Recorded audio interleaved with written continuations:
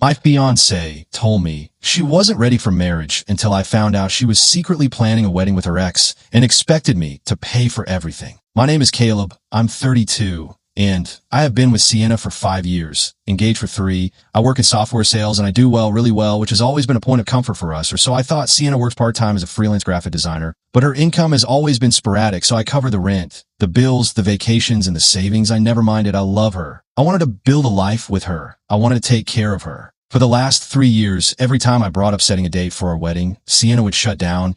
She would get this panicked look in her eyes and tell me she wasn't ready. She would say her anxiety was too high, that she wanted to wait until she was more established in her career so she could contribute, that she didn't want to feel like a kept woman walking down the aisle. I respected that. I told her I didn't care about the money, but she insisted. She said we needed to wait until the timing was perfect. I believed her. I thought she was being responsible. I thought she was working through her insecurities. 2 days ago, I was looking for an old tax document on our shared iPad. Sienna usually handles the household filing because she's home more often, but I couldn't find a folder. I started clicking through her email, thinking maybe she scanned it and sent it to herself. I searched for a receipt in the search bar, expecting to find Amazon orders or grocery deliveries. Instead, I found an email from the Gilded Manor, a luxury event venue about 40 minutes from our apartment. The subject line was Deposit Received, August 12th ceremony. I froze. My first thought, honestly, was that she was surprising me. I thought maybe she had finally gotten over her anxiety and was planning a surprise wedding or maybe a surprise engagement party to finally announce a date.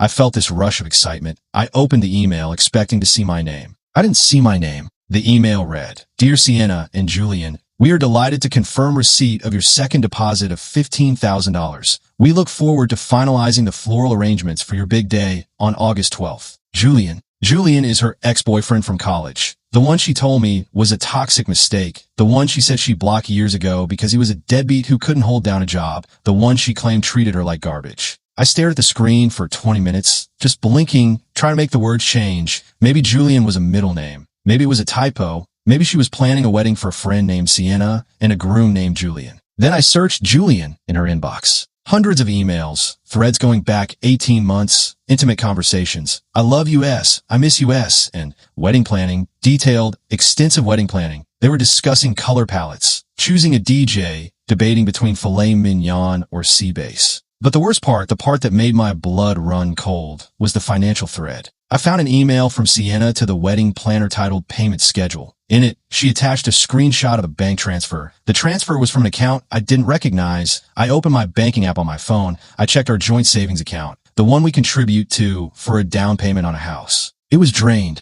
Over the last 6 months, she had transferred nearly $45,000 out of our joint savings into a private account I didn't have access to. She had labeled the withdrawals as investment transfer or term deposit. I hadn't checked closely because I trusted her. I trusted her implicitly. I kept reading. I found an email thread between Sienna and Julian where they were discussing the budget. Julian wrote, Babe, are you sure we can afford the live band? It's an extra $8,000. Sienna replied, Don't worry about it. My trust fund disbursement is coming through next week. I want everything to be perfect for us. Trust fund. Sienna doesn't have a trust fund. Her parents are lovely people, but they are retired teachers living on a pension. I'm the trust fund. I am the bank. She has been stealing my money, telling her ex-boyfriend it's her family inheritance, and planning a luxury wedding with him while telling me she's not ready to marry me. I didn't confront her that night. I couldn't. I was shaking too bad. I told her I had a migraine and went to bed early. I lay there listening to her breathe, listening to her scroll on her phone next to me, probably picking out linens for her wedding to another man paid for with my labor. Yesterday, I took the day off work. I went to the bank. I printed everything, every transfer, every withdrawal. I traced the money. She had opened a separate checking account at a different bank in her name only, using her home address but opting for paperless statements so nothing would come in the mail. Then I drove to the Gilded Manor. I pretended to be a vendor, a potential photographer looking to scout the location. I asked the coordinator about upcoming events. I mentioned I heard Sienna and Julian were getting married there in August. The coordinator lit up. She gushed about them. She said they were such a fairy tale couple. She told me how romantic their story was, apparently. According to the story Sienna told the venue, she and Julian were high school sweethearts who reconnected after she inherited a fortune from her late grandmother. Her grandmother is alive. She lives in Florida. She sends us oranges every Christmas. I asked when their next walkthrough was. The coordinator checked her iPad and said, Actually, they're coming in tomorrow at 2 p.m. for the menu tasting. So here I am. It's 2:15 p.m. I watch Sienna pull up in her car. the car I pay the lease on, and I watched a guy who looks like a discount version of a catalog model get out of a beat-up Honda Civic and kiss her. He kissed her like he owned her, and she kissed him back, the way she hasn't kissed me in 2 years. I'm watching them walk out now. They are laughing. She is holding a folder of samples. She looks so happy. She looks radiant. I have never wanted to destroy something so badly in my life. I called my lawyer this morning. He told me to secure my assets immediately, to move half the remaining joint funds, what little is left, into my personal account and to document everything. He said since we aren't married yet, retrieving the stolen money might be a civil matter, essentially a lawsuit for theft or fraud. But since I gave her access to the account, it gets messy. I don't care about the money right now. I care about the nuking. I want to detonate her life. I want to leave nothing standing. I'm thinking about walking up to them right now, just getting out of the car and asking Julian how he's enjoying the shrimp cocktail I paid for, but I think that's too easy. I think she deserves something more public, something that she can't spin. Sienna's parents are coming over for dinner on Sunday. It's her dad's birthday. She told me she got him a big gift. I checked the credit card statement. She bought him a set of golf clubs on my card. I think Sunday seems like a good day for a reveal. I think I'm going to print out the venue contract, the emails, and the bank statements, and I'm going to wrap them up in a nice box. I'm going to go home now. I have to pretend everything is normal for 2 more days. I have to kiss her cheek when I walk in the door. I have to ask her how her day was. I have to listen to her lie to my face about going to client meetings. I don't know if I can do it without snapping. Update, 3 days later. The dinner happened. I'm writing this from a hotel room because I couldn't stay in that apartment 1 second longer. The last 48 hours have been a blur of screaming, crying, and police involvement. Yes, police. Let me back up. The last 2 days before the dinner were torture. Absolute psychological torture. I had to watch Sienna float around the apartment, humming to herself, texting Julian while sitting right next to me on the couch. I saw her screen once. She sent him a photo of a tuxedo with the caption, "You're going to look so hot in this." I had to bite the inside of my cheek until it bled to keep from grabbing the phone and throwing it against the wall. Sunday came. Her parents, Bob and Linda, not their real names, arrived at 6 p.m. They're sweet people, totally oblivious. They hugged me, asked about work, thanked me for hosting. Sienna was playing the perfect hostess, serving wine, acting like the doting fiancée. She even touched my arm affectionately a few times, which made my skin crawl. We sat down for dinner. I had prepared a roast. The conversation was light. Bob talked about his golf game. Linda talked about her garden. Finally, it was time for gifts. Sienna gave her dad the golf clubs. He was ecstatic. He actually teared up. He looked at me and said, "Caleb, this is too much. You two shouldn't have." Sienna jumped in and said, "It was mostly Caleb. He wanted you to have the best." She smiled at me, a genuine, sweet smile. That smile broke something in me. It was the audacity, the absolute lack of conscience. I stood up. I told everyone I had one more gift, not just for Bob, but for the whole family, a surprise announcement. Sienna looked confused. She shot me a look like, "What are you doing?" I saw a flicker of panic in her eyes. Maybe she thought I found out about the wedding and was going to propose a date. Maybe she thought I was surprising her. I went to the bedroom and grabbed the box. I had put everything in there, the emails between her and Julian, the venue contract with Julian and Sienna. At the top, the bank statements highlighting the $45,000 theft, and photos I took from my car of them kissing in the parking lot of the venue. I put the box on the table in front of Bob. I told him to open it. Bob looked at Sienna, then at me, smiling. He tore the paper. He opened the lid. The first thing on top was the photo of Sienna and Julian. The room went dead silent. You could hear the fridge humming. Bob picked up the photo. He squinted at it. Isn't this Julian?" Sienna went pale, deathly pale. She stood up so fast her chair knocked over. She lunged for the box, screaming, "No, Caleb, don't." I blocked her. I didn't touch her. I just stepped between her and the table. I looked at her parents and said, "Sienna has been stealing from me for 6 months. She has drained our house fund to pay for a wedding to Julian. She is marrying him in August on my dime." Linda gasped. She covered her mouth. "What? No, that's impossible. She hates Julian." Sienna started sobbing, hysterical, wailing sobbing. She grabbed my arm, begging me to stop, saying it was a misunderstanding, saying I was twisting things. I pulled my arm away. I told her to get her hands off me. I pointed to the papers in the box. Bob was reading the venue contract. His hands were shaking. "Sienna," Bob said, his voice trembling, "this says you paid a $15,000 deposit. Where did you get $15,000? "She stole it, Bob," I said. My voice was calm, scarily calm.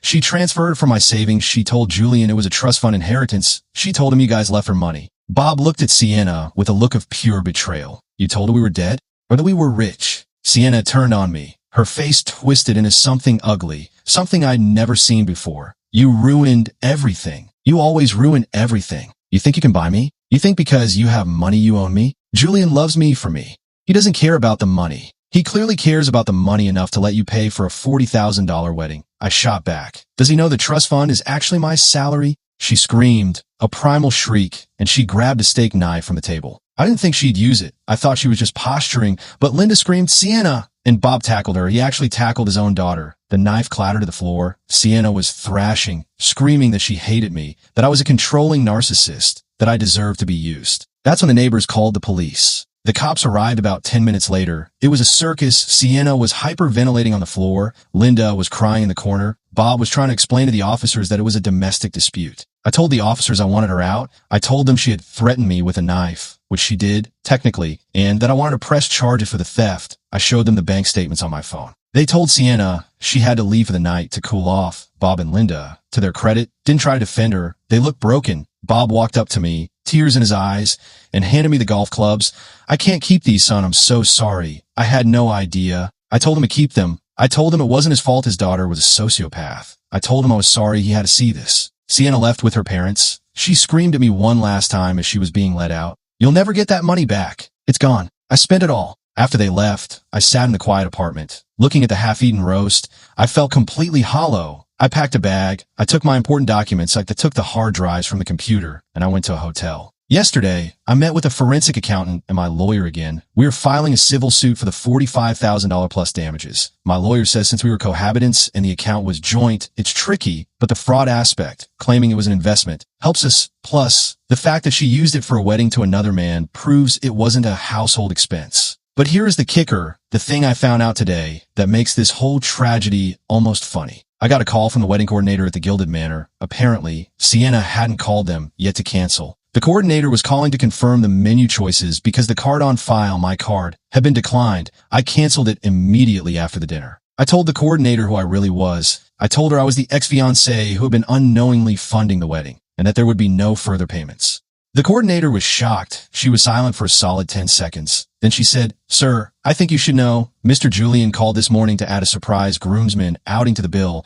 He wanted to book a whiskey tasting package for 12 people. Julian still doesn't know. He thinks the credit card glitch is just a mistake. He thinks the trust fund is bottomless. I asked the coordinator not to cancel the booking just yet. I asked her if she could send the outstanding invoice to Julian directly, since his name is on the contract too. She agreed. I'm going to let Julian find out the hard way. I'm going to let him see the bill for $30,000 due in 2 weeks. And when he turns to his heiress bride for money, she's going to have to tell him the well is dry. I'm meeting with a detective tomorrow to formalize the theft report. I'm not letting her get away with a dime. Update, 2 weeks later. The fallout has been nuclear. Honestly, I didn't expect it to implode this fast or this hard. But looking back, a relationship built on fraud and theft doesn't exactly have a strong foundation. First, the legal side. I met with the detective because Sienna withdrew the money as investments and moved it to a sole account. And because I have text messages, which I recovered from her iPad backup, where she explicitly tells Julian, I'm moving the inheritance money now. The police are treating it as grand larceny and fraud by false pretenses.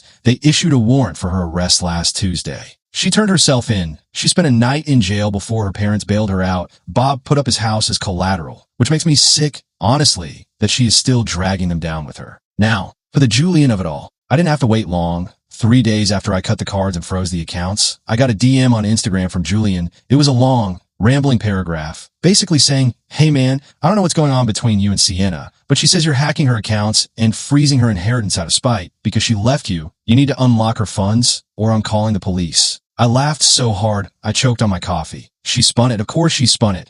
She told him I was the jealous ex-boyfriend who was managing her trust fund and holding a hostage. I didn't reply with anger. I replied with receipts. Literally, I sent him screenshots of the text messages where she discussed stealing from me. I sent him the bank statements showing the money coming from my payroll deposit, not a trust, and I sent him the police report number for her arrest. I wrote, there is no trust fund, Julian. She has been unemployed for 6 months. The money she spent on you is mine. I'm suing her for $45,000. And since your name is on the venue contract, I assume they'll be coming after you for the cancellation fees when the check bounces. Good luck. He read it immediately. No reply. 2 days later, I heard from mutual friend Mike, who still follows Sienna on social media. I block her everywhere. Mike told me Sienna posted a vague, tearful story about betrayal and men who can't handle strong women. But then about 4 hours later, her relationship status changed to single. Julian dumped her, apparently. Once he realized the Sugar Mama Gravy train was actually a stolen felony train, he bailed. I heard from another source that he went to the venue and tried to get his name off the contract, claiming fraud. but the venue is holding him liable for the non-refundable deposits. Sienna has been trying to contact me through email, using different addresses since I keep blocking them. The tone shifts wildly. One email is begging, "Caleb, please, I'm facing jail time. Just drop the charges and I'll pay you back. I love you. I was confused." The next email is pure venom. "You ruined my life. I hope you die alone. You're a monster." I haven't responded to a single one. My lawyer advised me to maintain total radio silence. I went back to the apartment last weekend with my brother and a moving crew to get the rest of my furniture. Bob and Linda were there, helping Sienna pack. She is moving back into their basement. Seeing her was pathetic. Honestly, she looked 10 years older. She wasn't wearing makeup. Her hair was a mess. She sat on the floor wrapping dishes in newspaper, crying silently. I didn't feel sad. I didn't feel angry. I just felt disgusted, like I was looking at a stranger who had broken into my house. Bob stopped me in the hallway. He looked gray. "Caleb, we're going to try to pay you back," he said quietly. "It might take a while. We have to refinance the house, but we'll make it right." I put my hand on his shoulder. "Bob, do not refinance your house for this. Let the courts handle it. She needs to face the consequences. If you bail her out, she'll never learn." He just nodded, looking defeated. Sienna didn't look at me once. She just stared at a cracked plate in her lap. I moved into a new place downtown, a loft I've always wanted, but Sienna said was too bachelor. I bought a new couch. I bought a massive TV, and I booked a trip to Japan for next month. A trip Sienna never wanted to go on because she hated sushi. I'm still dealing with the trust issues. Obviously, I check my bank accounts 3 times a day. I feel a spike of adrenaline every time I get an email notification. I know it's going to take therapy to get over the fact that the person I slept next to for 5 years was plotting a whole other life with my wallet. But at least I'm not paying for a wedding in August.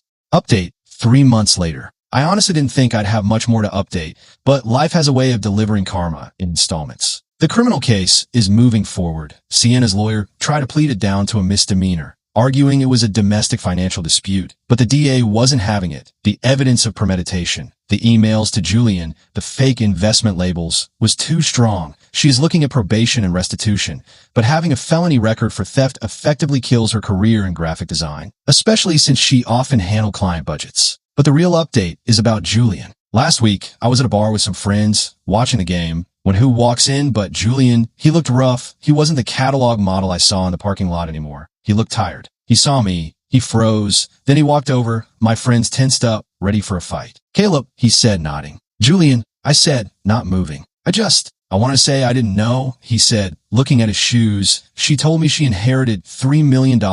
She told me you were a landlord who was obsessed with her. She showed me fake bank statements." I believed him. Honestly, Sienna is a master manipulator. "I believe you," I said. "Doesn't change the fact that you were planning a wedding with my fiancée." Yo, he grimaced. "Karma got me. The venue sued me for the remaining balance of the contract because they turned away other bookings for that date. I owe them $12,000. And since Sienna has no assets, they came after me." I took a sip of my beer. "That sounds like a personal problem." He nodded. "Fair enough. Look, she's crazy, man. She's been calling me from different numbers, telling me she did it all for us, that it was a Robin Hood thing, stealing from the rich to feed the poor." "I'm not exactly the sheriff of Nottingham," I said. "I work in sales." Julian left after that. He looked defeated. I also found out through the grapevine that Sienna tried to launch a GoFundMe for her legal defense, claiming she was a victim of financial abuse and a vindictive ex. She raised about $50 before someone, not me I swear, maybe Mike, posted the link to the police report in the comments. The campaign was taken down for violating terms of service. I'm doing better. I met someone actually just for coffee. Nothing serious. Her name is Elena.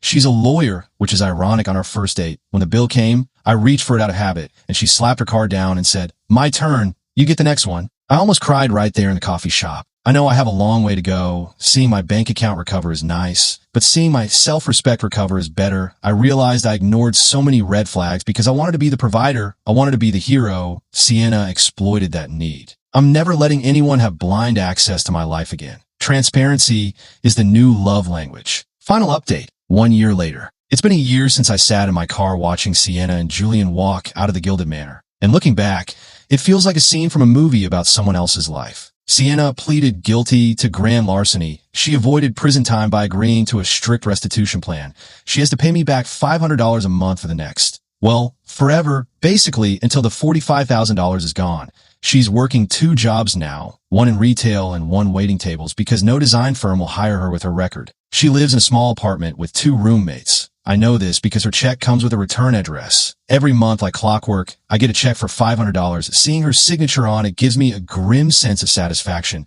It's not about the money anymore. It's about the reminder that actions have consequences. Bob and Linda invited me to coffee about 6 months ago. I went mostly out of respect for Bob. They look better. They told me they've distanced themselves from Sienna financially. They're not bailing her out anymore. We raised her to be better, Linda said, crying. We failed somewhere, but we can't let her drown us too. It was a sad meeting, but a necessary one. I told them I didn't blame them. Parents who do everything right and their kid can still turn out wrong. Julian apparently moved back to his hometown. Couldn't handle the debt and the embarrassment. Last I heard, he was working construction with his dad. As for me, things are good, really good. That coffee date with Elena turned into dinner, then into weekends, then into a key to my loft. We've been together for 10 months now. The biggest difference? We talk about money. Openly, uncomfortably, honestly, we sit down once a month with a spreadsheet and go over everything. It's the least romantic thing in the world. And I love it. I love knowing exactly where every cent goes. I love that she has her own savings, her own investments, her own goals. We're planning a trip to Italy for next summer. We're paying for it 50-50. Last week, August 12th rolled around. The date Sienna and Julian were supposed to get married.